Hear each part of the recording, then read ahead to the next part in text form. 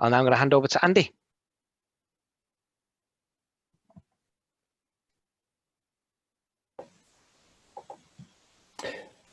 Good evening, everybody, and thank you very much, Anit, for the handover and the invite to join you.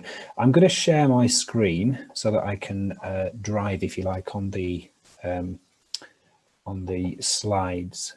Just bear with me a second.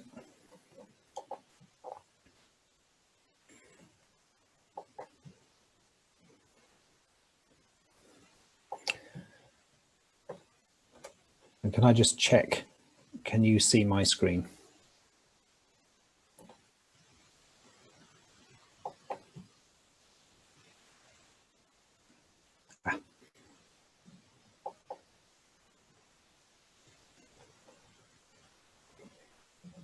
I'm going to minimize the box there.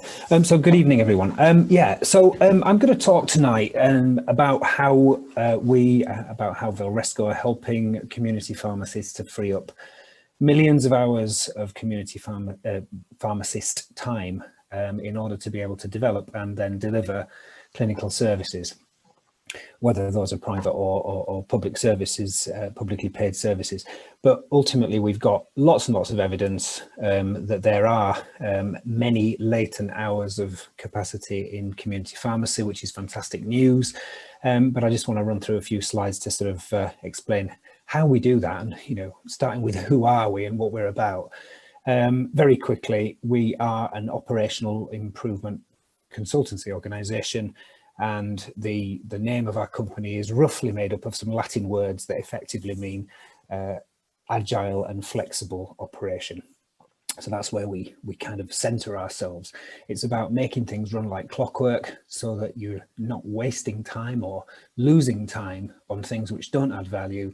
And that means that we can get more through the dispensary and free up time to allow the pharmacist to be focused on high quality, high value activities such as clinical services and consultations. So just a quick run through. Some of this has been clearly discussed and none of it will be new to you, but my focus on this is really to look at, there are some huge strengths in community pharmacy and many examples out there already of excellent provision of clinical services, and you're in the heart of the community and increasingly, thankfully, wonderfully recognised as having really stepped up during the COVID crisis. And, the PR and reputation of community pharmacy is fantastic. Sometimes, what we're seeing is that the pharmacies are not necessarily all on the front foot, if you like, for change. And that sometimes what that results in is being busy all the time.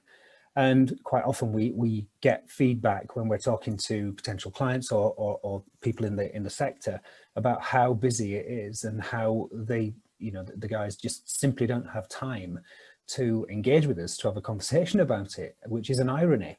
But, ultimately, this is one of the areas that we can really help with. There are some, clear threats. I realise that, we're in a more stable environment in many regards, but there are still some clear threats in terms of the increase in period for prescribing, for example, may be a threat. There's still likely to be a further reduction. The contract wants really for more and more clinical services to be developed, which again, might be a threat, but at the end of the day, it's also a massive opportunity. And I have a great passion, a deal of passion around believing that community pharmacists have got so much more, even with the fantastic job that's been done, but so much more to add into this healthcare system and to alleviate pressure where currently there are pressures that are some may regard as being unnecessary. But it's really important to embrace change now, not to wait until it's absolutely brink time and when it's absolute crisis. It's important to change. And in order to do that or to make that change happen successfully, you've got to free up time, first of all, to think, secondly, to actually handle the projects that are necessary to implement those changes, but then to deliver those new services that are a result of those transformed changes. So in essence, becoming that new model of pharmacy is going to take a lot more effort in terms of projects and work to sort of get there, if you like. It's going to be a hard journey, but nonetheless one which can be made easier by freeing up capacity. So this message I want to try and pull out quite a bit as I go through this presentation. I'm so busy right now. How do I even think about services, let alone develop and deliver them, is something that I'm hearing quite a bit of, coupled with I'm too busy to even talk to you about this. But that's a great time to actually engage in making improvements happen, because that sense of urgency and the situation of being busy means that there are loads of opportunities, certainly when we carry out our diagnostic studies, to find ways of freeing up time by reducing unnecessary activities or activities which could be made shorter. So some key questions just to consider, and I'll pull one or two of these out. I'll be providing the slides, and of course this is recorded as well. But as a pharmacist, are you sure you're doing all the time? Are you doing the right things? So what I mean by that is, are you as a pharmacist doing things that could be delegated, or are you focused on high value activities that a pharmacist should be delivering in terms of services? Do you and your team feel exhausted? You know, is your competition better and faster than you? Not necessarily a key question, but still one in the back of your mind. Do you know how much of your time is spent on activities that add no direct value? You probably know that there are things that you're doing that frustrate you and you know might just be wasting time or eating up your valuable time, but how much? And we can very quickly find that and then find ways to reduce it or remove it. Do you want to develop and deliver clinical services but are just too busy? We've just gone through that question, but it still remains a central question in this. Do you find you're constantly fighting to keep up with the next urgent thing? You know, there will be never any time where community pharmacy finds itself in a beautiful, calm situation without doing things differently, without going through some transformation. You know, you're busy now, you're likely to be busy later when the next new project comes along. You're doing vaccinations, flu vaccinations. Let's face it, when the COVID vaccination comes, you're going to be doing a lot of that. You're going to be busy with the things that Anit's just been talking about coming down the pipeline as well in autumn. Is your team right-sized? How can you be sure? Are you overstaffed, understaffed? Are you actually staffed right, but they're really busy because work is done in a way which could be more efficient? And is your dispensary set up in a way to operate like clockwork in the best way it possibly can, so that it can be calm, but that you're still churning out good levels of output and even better levels of output, and freeing up time for the pharmacists to do more and more of the high value things that a pharmacist can and should be doing? But there's good news, and you know this, but what we've found is that on average from our work, we've studied over 150 community pharmacists, sites, dispensaries, and we found that we can free up 50 hours per month of pharmacists' time, and that can be delegated. But I hear you ask, how can that be delegated when my team's flat out? And what we found is 67 hours on average in the operational efficiencies of the dispensary that we can make. And often some of these are very easy and don't require big investment. These can be very low cost but high impact changes that can be made. And so that delegation can then take place safely and without affecting quality or the service or safety for the patient. And let me tell you a bit more about this as we go through the presentation. So, innovation, you've talked, Anit's mentioned innovation, and one or two of the other presentations have talked about innovation in your sector. And of course, there is already a load of innovation going on. But normally at this stage, I'd be stood in front of a live audience asking the question, so what is innovation? What words are used to describe innovation? What are the key elements and pieces that put it together? But given that this is just me transmitting at this moment, What I'll do is I'll give you the answer, and you know, we can always argue about it, but this effectively is it. We have a need, yeah? We need to transform ourselves into the new model. We need to develop new services and deliver those services. We need to do more in order to survive and thrive. That's the need. But when we've got a need, we then need to develop ideas that have an impact. An idea without an impact is a nice idea, yeah? But we need to have an idea that has an impact on the need that we're trying to satisfy. So this, for example, in this case might be, it's an idea to free up time that will allow you to transform from doing too much processing, for example, to be able to move towards servicing. But those two things are fantastic, but without a good implementation, then it's not likely to be a successful innovation. I don't want this to seem too theoretical, but ultimately it's about innovation, and what we're trying to do here in our context for this presentation that I'm giving is about how do we find time for more services. So what are the innovations, what are the ideas, what are the opportunities that we can find, which once we've found those opportunities, they will have an impact on that question and they can be implemented well, because what we can do is we can also advise and help with implementation, of course.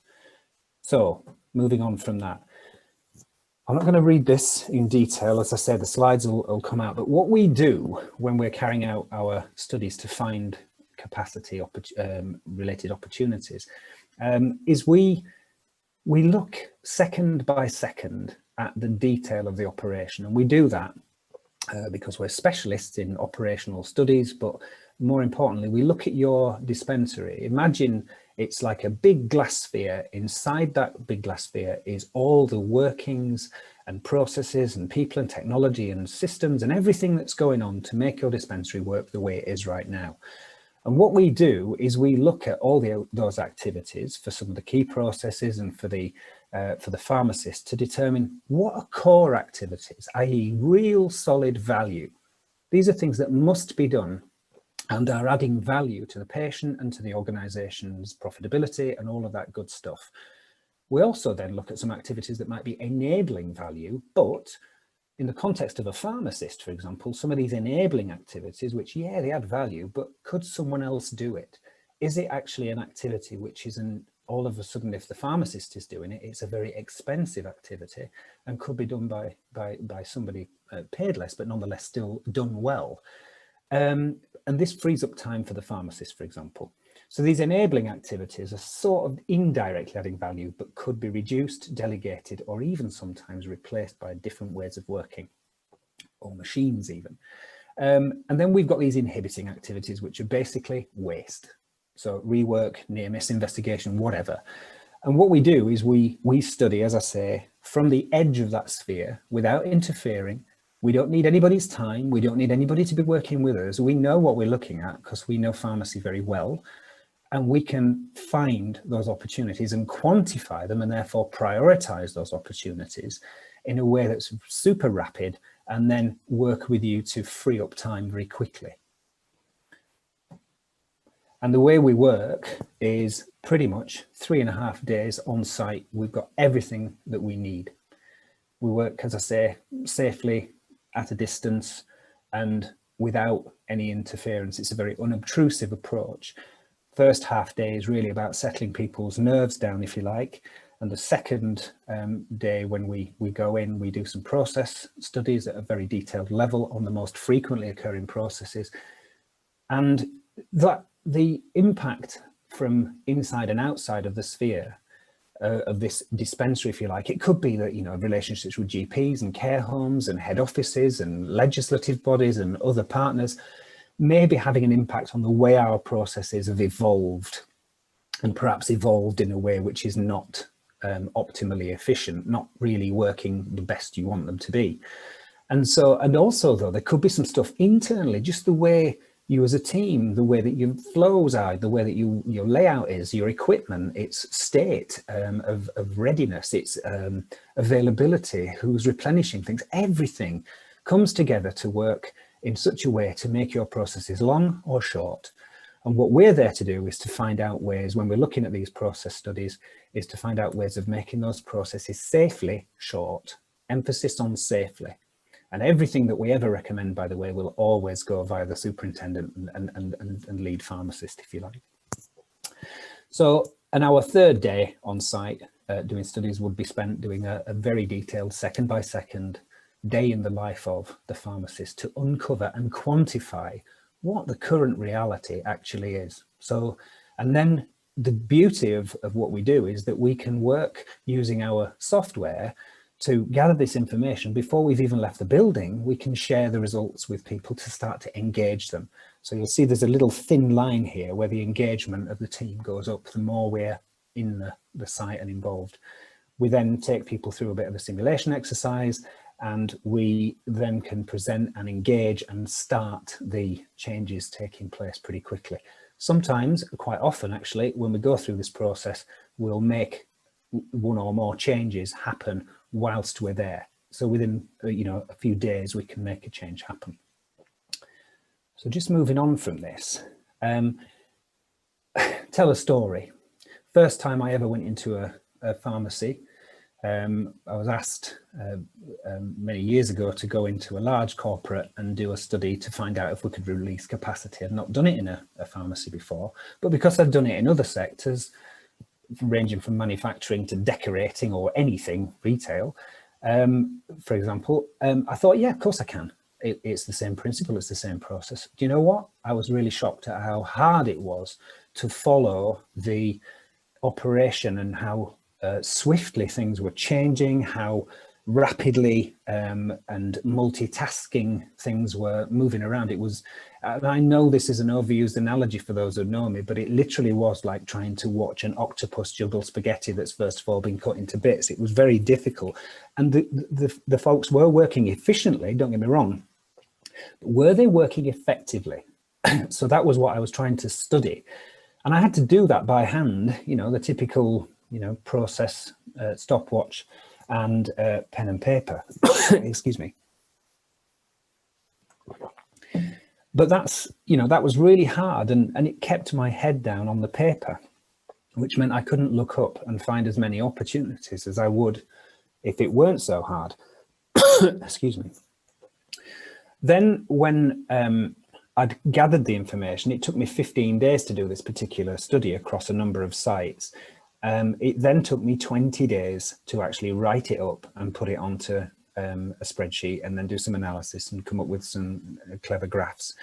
And only then could I start to interpret and produce recommendations and get the report presented and then start to prioritize and help implement solutions. This bit here added no value whatsoever. I already had the data. I needed to interpret it. So this bit we needed to try and cut down because the client was paying for this. This becomes an expensive process then.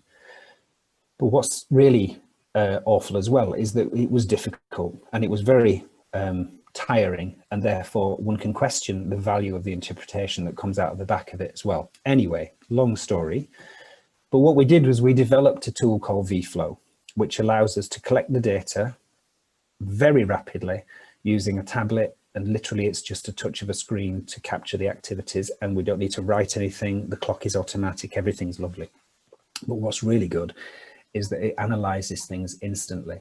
So as I said earlier, we can actually look at presenting the accurate and better data to the people in the dispensary, engaging them with the current reality and getting them to that point on the change curve of acceptance really quickly. Before we've even left the building, it takes 3 seconds to analyze however many hours of study we've been doing in our data collection. And then more importantly, we can get straight on with the interpretation and production of the recommendations in a prioritized way so that we can 80-20 say, right, these top 6 things, if we do them, are going to free up the majority of the time that we've identified. So let's get cracking. And this little statement here, leaning up our operational productivity studies so we can focus our attention on adding more value. If we are specialists at helping organizations become lean, then we better damn well be lean ourselves. And that's what we've done. We've produced a tool and a method which is proven, and we're so confident in its proof that we can guarantee a minimum result. Otherwise, we don't charge a penny. I'll come to that in a moment or two. So just a few examples though, before, just to try and bring this to life a little bit in terms of what we've achieved in certain clients. Obviously anonymized now, but these are real charts. So in one of our studies before carrying out some of the changes, the pharmacist here was working 58% of their time on these green core activities, and the blue enabling activities, those which could be delegated, was 40% of that. This will be processing and all sorts of things that could be done by anybody else in the team. And why take up a pharmacist's time doing this? But what we did was we made a few simple changes to the dispensary layout and practices, and a few small projects that didn't take much time, which enabled effective delegation to the team. They could take those tasks on safely and calmly and without extra effort. So this is not about making people work harder, and it's absolutely, to be clear, not about taking on extra staff either in the dispensary team. This is about doing more with the same, or even more with less. But at the end of the day, what we want to do is try and build capacity for services. So we're not talking here about shrinking teams. This is about getting more out of the team so that we can help the pharmacists delegate. In this case, they moved to 77% green core stuff, and they had a big reduction in the blue enabling activities, because they delegated 31% of that. And they still had some time left here to actually start thinking about developing new services as well. So that's one example. I'll only go through these very quickly. Some interesting averages about how sometimes what we do is we might encourage people to leave the site when they've come in for an acute. It might, on average, take 7.5 minutes or so to actually do the work. But sometimes we're saying to people, well, go away, come back, and it'll be ready when you come. But what we're doing when we do that is we add unnecessary processing steps to it in terms of storage and then finding it when they've come back in again. And we may also be losing an opportunity for them to actually purchase things when they're browsing, or for you to maybe do a service or whatever the value added conversation and development of relationships that you can do with the customer. And if we can be really quick, not too quick that we're throwing people out, but if we can avoid waiting and avoid people leaving the store, then what that means is that we can very cleverly sort of focus our attention on developing relationship, developing more services, delivering services, and make some improvements to loyalty, if you like, with the customer. Speeding up, this is an example of where we just did a very, very quick change in policy for how people in the dispensary were responding to acutes as they came in. This was before the policy, where you can see that it's quite variable, but there's a lot of waiting time in the red for these particular activities. And this is after. It didn't take much time at all, but the average time went from 7 minutes to 3 in that particular case. Impact of scripts in terms of, one of the things that we found was that actually, whilst electronic scripts speeds up the download, if you like, of a whole batch of scripts, if you've got people coming on an acute, then it could add as much as 70 seconds to that process. And if that's being picked up by the dispensary, it's actually really it's impacting the dispensary. So maybe that could be something that's delegated from the dispensary team to a healthcare assistant, for example. But we can talk about how those things are done as we go. A few more examples there. I'll just pick a couple of them out, of where we've saved significant time by fairly, straightforward, easy sort of things to be done. So this one at the bottom here, simple conversation at the start of when somebody comes in to collect their repeat prescription. I'm sure you're all familiar with the whole looking for the script to find it when somebody comes in. And if you're not aware about whether or not it should even be there, there's often what's referred to as a sort of deal with not found, or maybe a bit of a pantomime, trying to find the script, find the basket, find whatever it is, because it's in processing. Many, many hours can be lost just trying to find something that quite often then you find that, oh, it doesn't actually exist because it's not due yet, or it hasn't been sent across, or it's not come down through the system yet. So a simple conversation that we helped one client implement at the start of the repeats collection process led to between 16 and 20 hours being saved, which we measured before and after.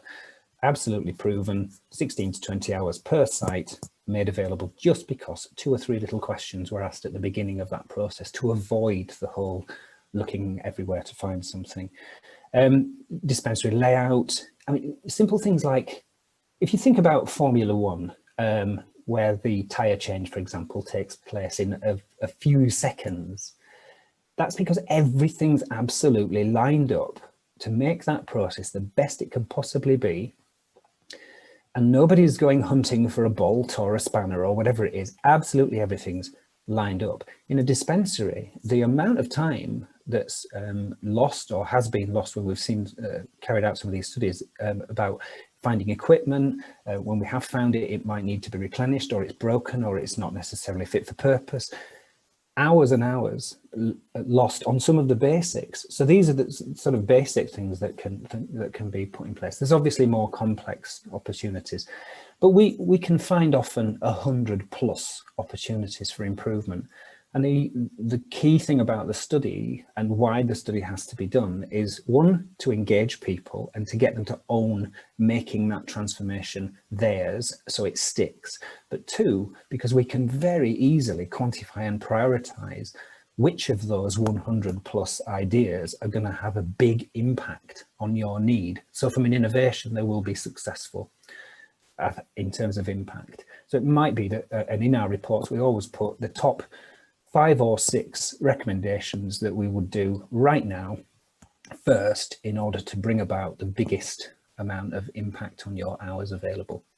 And you know, in our most recent study with Dispharma, I'm sure Irfan would be fine me mentioning this. He's written a testimonial which he was happy to share. They were already very mature and very successful in setting up a mature operating unit with a fantastic team, and we just went into a different level of detail in finding opportunities, and we're able to find 65 hours or so of pharmacist time enabled by over 120 hours of dispensary opportunity capacity time opportunities, which, you know, just goes to show that you can apply this approach as well more than once. So if you go to a inverted commas immature site where there are lots of easy improvements to make, that's fine, but that's not the end of it. Once you get somebody to a maturity level which is a bit higher, you can repeat this process again and just dig a bit deeper, but easily using the software to find even more opportunities. I should say as well that the average 50 hours that I mentioned per month of pharmacist time is halved from what we've actually observed. And we've adjusted that to be conservative because implementation will vary. So, you know, just to sort of finish a few thoughts here. What do we do, just to summarize? Well, firstly, we're talking about maximizing the value here from key role holders. We want to reduce the low value work. And when I say low value work, it's just things that could be delegated to somebody in the team so that that frees time up for the pharmacist, if that's the key role holder, to do maximized value work and also maximize profit. Let's be fair. This is about, you know, running a successful business at the same time as providing a fantastic service that elevates the community pharmacy sector in the healthcare system. We can only delegate that work and maximize the value if we've improved the operational dispensary and the efficiency to free up capacity there. So this is what we do. We do that without adding any operating costs. And then we can also help to right-size the teams by building resource models. If you're a multi-site organization, for example, a resource model might help you to optimize your profit and everything as well, but still maintain safety and quality delivery. And I guess, you know, we don't just do the study, but we will have already started to blueprint some of the solutions and even implement some of those solutions as we do the study. And this is quite iterative, but this is a loop where it can continue time and time again. Finn McCall, and again, I'm sure he won't mind me mentioning it, has implemented all of the things from the study that we did back in his site a few years ago actually. But not only that, he's actually developed, or his team have developed into a continuous improvement team. They do this regularly, they're constantly improving things and have made tremendous leaps forward in efficiency. It's calmer, they've coped with the crisis better than they would had they not done these things, according to Finn. And they've added new services, but without adding more people, and still had capacity to add more services as well. In larger organizations, we're also able to develop people internally in those organizations to continue to do these improvement things using our software as well. So that this is about handing over the capability to make it even less expensive to bring specialists in. And so, you know, just to reiterate what we do, we can do it for you. So if you're a small independent, we've now leaned up our approach to releasing capacity to such a degree that we've made it affordable for even the smallest independent. We can do it for you, therefore, but that doesn't warrant us handing over the capability. If you're a larger organization, we can do it with you, where you get involved in the study, or someone in your organization gets involved in the study and we develop capability. Or if you've already got people internally who are doing this manually, we can help them to do it better. We can get them to be leaner in how they do it themselves. And this also applies to even our competitors, where we're starting to sell the software to our competitors as well. And lastly, just to sort of cover things off, this is where our confidence is, in that, you know, we've effectively said that we are so confident that we will find a minimum of 20 hours of pharmacist capacity per month per site, and that's facilitated by a minimum of 27 hours of operational efficiency to make it possible. If we can't find that, then we give 100% of any fees that we've been paid back, or if we've not been paid them yet, we don't take them. We are also able to spread the payment costs across 3 months to help with any cash flow challenges. And effectively, this makes this a really good zero risk way of getting at capacity. It is a proven way of getting at capacity. We've done this over many, many different sites and never failed to find more than 20 hours. So, you know, the average is 50.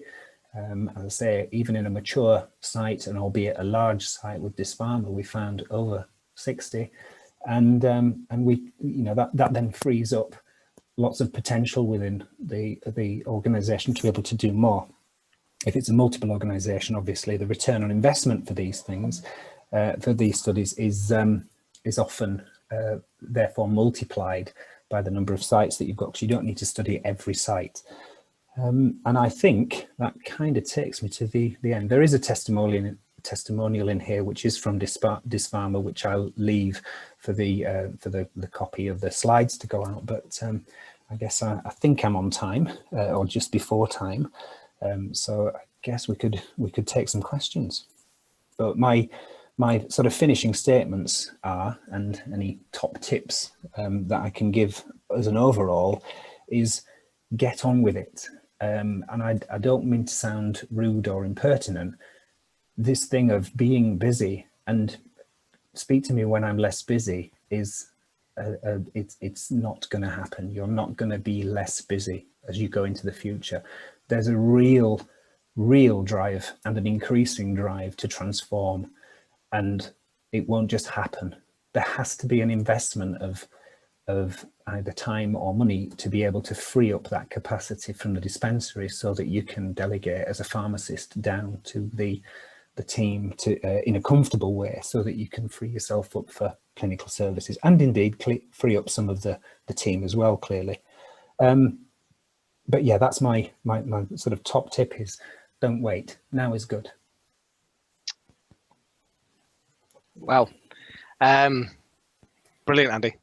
Absolutely. I mean, I've heard a lot of this previously, but you've even given me more food for thought this time than you did the first time.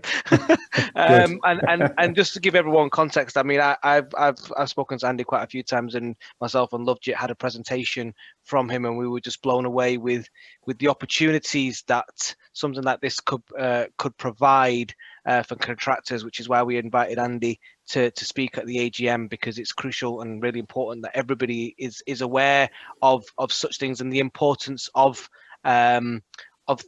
it might not necessarily be Velresco that you do it, but thinking in this way and thinking about our processes and thinking about what it is where we can create efficiencies to be moving our profession and our sector into the space that we want to, and what are the barriers to it, and how do we overcome those barriers. And Andy's talked a lot about that. So one of the points that you mentioned there, Andy, in your closing remark, actually, when you mentioned about being busy and the best time, I suppose that's one of the questions that had come in. It was the first one is how could I please ask how you feel that in these pressure times we can motivate our fellow professionals to engage more with services offered or proposed by both the LPC and the provider company? Can you say that again? That's quite a question. It was a question, so it tied in quite nasty with your closing remark.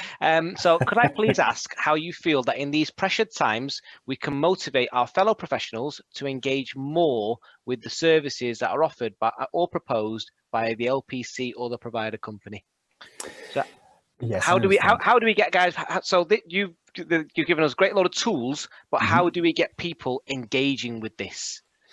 Yeah, I mean, there's a couple of things. One, I think there's events like this where we can sort of talk about it and sort of market these specific services.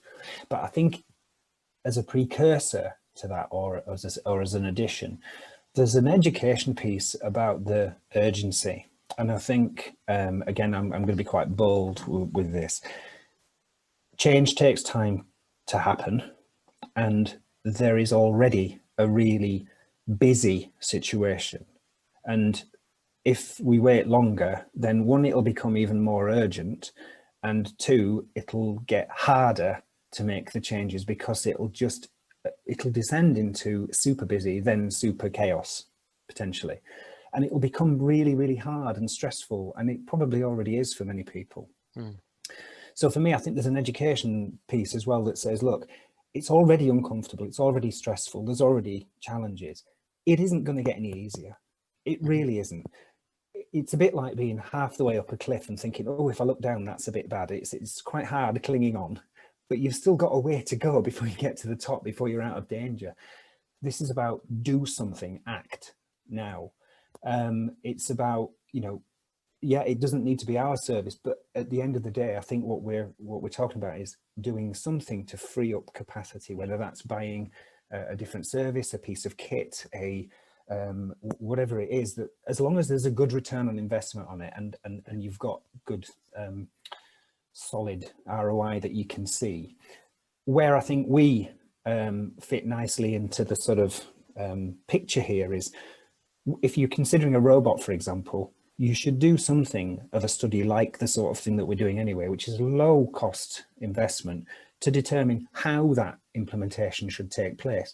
Because again, it's a good idea, it should have a good impact, but if it's implemented badly, you will end up with it not giving you all the benefits that you're after. It will be expensive, you might regret it, and it could give you some unintended consequences as well.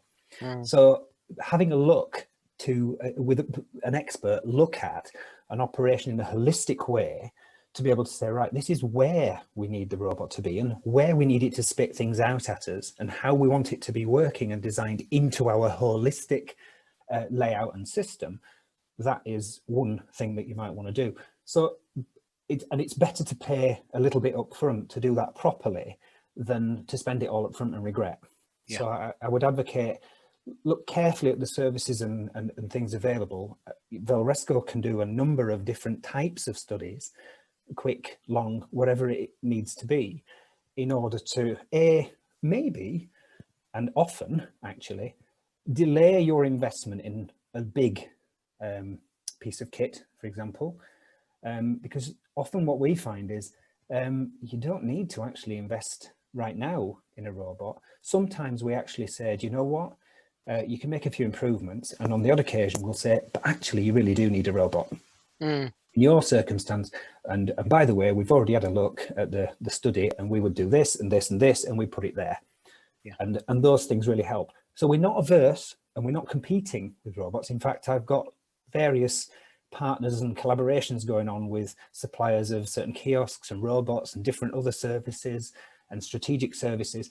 And I think we've got to offer that partnership and collaborative set of solutions to the market, as well as educate the market. I know that's a long answer, but yeah, it's not an easy one. No, I appreciate that, and I suppose what you're saying in essence there is obviously when you talk about machines and devices and robots, yeah, it's great, and you go and stick one in, but if you haven't got your basic processes running efficiently, even your processes even your robot's going to actually probably add more time to the processes that you do in the first place, because you haven't got it's one of those things. Anything, information or process, is as good as what you put into it. If you put junk into it, you're going to get junk out of it. It doesn't matter what the machine is. You're absolutely right. And it does go back to that, think holistically about it. It can't be, an element that comes in, because often, I mean, one of the sort of rules of thumb, if you like, in lean generally is, think about things holistically. And if you do something upstream in a process that's not actually working right, then it can cause a tremendous amount of chaos further down the process. Yeah. Okay. Another question is, obviously you mentioned that you'd be on site for 3 days. How many of your team would you anticipate to be on site for those days? Usually just one. Okay, just one person. Yeah. And in terms of the contractor themselves, would all their team members need to be on site for the days, or only key roles?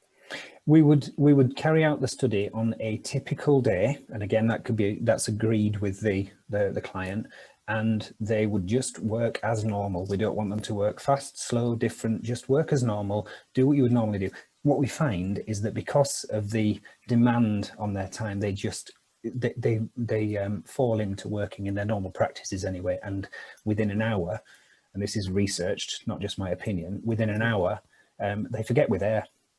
Okay. And that's what we want. We want to be looking at their pure normal situation. We don't want them to be explaining to us what they're doing, or to sort of introduce another activity, which is talking to Andy or Mark or whoever. We want them to just carry on. And that's what I mean. It's completely unobtrusive. They don't have to, thank God, spend any time with us. We can just leave them to it, and we know what we're looking at. We're very well versed now in exactly what's going on, and with minimal interruption, we can gather all the data that we need without any conversation quite often. Okay, there was a question when you had the slide up around the endorsed print labels and assembly, obviously showing efficiency in time, but would that lead to excessive stock holding as opposed to it being ordering? Would this impact cash flow for contractors? I wonder what you found in your work. Yeah, I mean, for me, the whole thing about lean, and again, remember, we don't normally use the term lean, by the way, so it's sometimes met with a negative thought if it's been done incorrectly. What we're talking about is just common sense. Is doing only the things that add value, and doing them quickly, and let's get on the front foot, if you like, with doing things. If we've got everything lined up so that the dispensed items are ready for pickup just about before they're needed to be picked up, we shouldn't be carrying extra stock. We should be producing just in time, if you like. And this is the sort of aim that we get to. We move more towards that. We're not carrying as much stock. We don't have as many owings. We don't have as much of this pantomime going and chasing around trying to find things that don't necessarily exist yet, or they're halfway through being processed. And actually we can use up less space. So this is what we're finding. I once went into a wonderful unit in the southwest for a large multiple, and the young dispenser that was in there had put this fantastic system together on this whole wall so that you could find the part made basket of goods. And that it was super efficient, but it was the wrong thing to make efficient.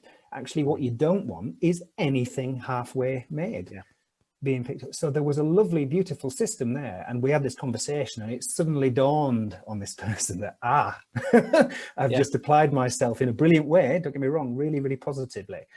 to the wrong thing. And we freed up the entire wall by just making some changes to how the thing processed so that it was ready. And if it wasn't ready, then people were being re-educated about, well, okay, not coming in too early, or they were being asked these questions at the beginning of the process to prevent the pantomime trying to find it in the first place. So it depends what people are. Sometimes you find that's a super efficient piece of process, but it's an irrelevant and value decreasing process in itself. Yeah, no, I get that. Yeah. How do the savings match to patient safety risk conversations? You mentioned speaking with superintendents. Yeah, so everything that we recommend will be, it's not like a sort of finished fait accompli report. This is what you must do. This is how you'll save up your capacity. We discuss, and it's a very discursive presentation stroke two-way conversation that checks out with the lead pharmacist stroke superintendent to make sure that anything that's been recommended doesn't introduce anything that affects quality or safety at all, or to be honest, anything as well to do with things like employee engagement. If it's something somebody hates and doesn't want, we'll work with them to come up with a solution that is attractive to the team. So this is this whole thing about conversation to encourage ownership, because let's face it, it will stick better if it's their idea. Our job is to turn what our thoughts are into their ideas so that they adopt them. Yeah. Okay. And I'm going to give you there's one more question that I think is worth asking, and it's going to be your closing remark, which is, if you were to ask people to go away with one thing right now that they were to do around freeing up capacity ahead of engaging Velresco, if that's what they decide to do, what would you ask them to do? Oh, that's a hard one.